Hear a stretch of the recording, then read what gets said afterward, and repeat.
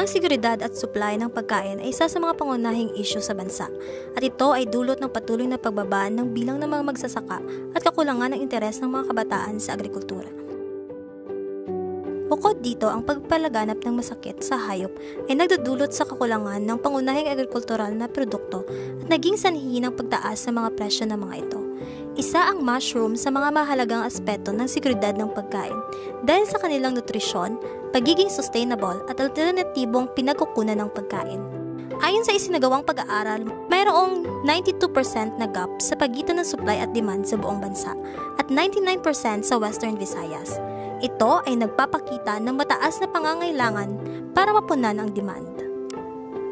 Ako po si Shelene Ansambas ng Tashi Mushroom Farm, ang provincial level awardee ng Young Farmers Challenge 2023. Nagsimula ko ng farming last year with 10 fruiting bags na na-order ko online, kasama ang aking mga magulang at kapatid na itatag namin yung Tashi Mushroom Farm.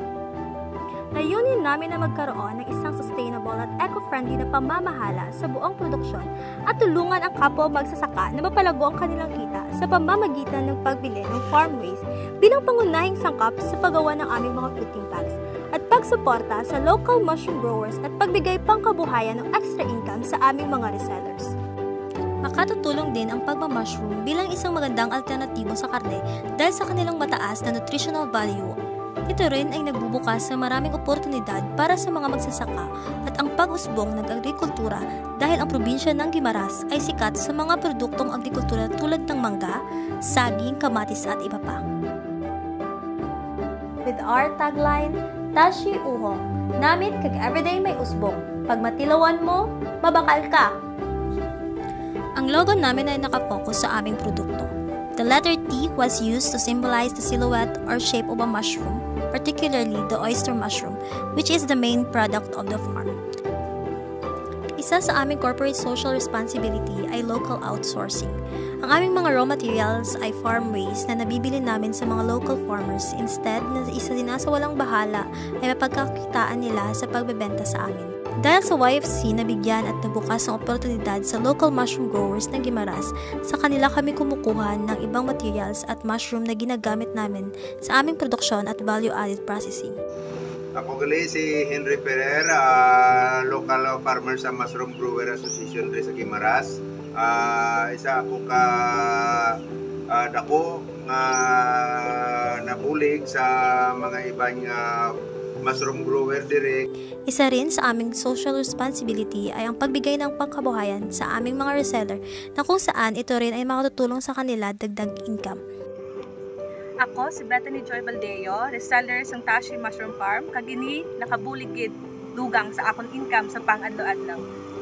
Sa phase 1 ng aming implementation, nakapagpatayo kami ng growing house, bagging, composting at small laboratory na siyang mga kailangan para sa aming enterprise. Nakapag-produce rin kami ng 1,000 fruiting bag na siyang napagkukunan ng bunga para maibenta at ma-process sa aming value addition. Tulad ng marami, kami rin ay maraming challenges na naranasan sa aming product implementation. Una, limited time and resources. Pangalawa, limited materials for post-harvest processing. Pangatlo, isa rin sa aming problema ay ang kukulangan sa gamit para sa aming value addition processing. Sa unang mga buwan, ang aming sales ay medyo mababa dahil sa maliit na harvest dahil hindi pwedeng madiliin ang pagbunga ng mushroom. Ngunit sa tulong ng ibang growers, nakapag-produce pa rin kami ng aming mga value-added products. Kami rin ay nakipag-ugnayan sa Department of Agriculture RFO 6, Community-Based Mushroom Production Project, DA AMAD 6, LGU Buena Vista Guimaras, Municipal Agriculture Office Buena Vista Guimaras, DOST TBI, DTI at sa iba pang sangay ng gobyerno upang humingi ng karagdagang guidance at ideas. After winning in the provincial level, which we call Project Pag-Usbong, regional level, Project Pagtubo, national level, Project Pagbunga. Ngayon, meron kaming mushroom atsara, mushroom chili garlic oil, mushroom chicharon, mushroom cropek, at ang bagong naming produkto ay ang mushroom siomai. Para sa mga breadwinners at sa magsasaka na bread and butter ang pag-agrikultura, isang masaganang agrikultura, maunlad na ekonomiya para sa lahat.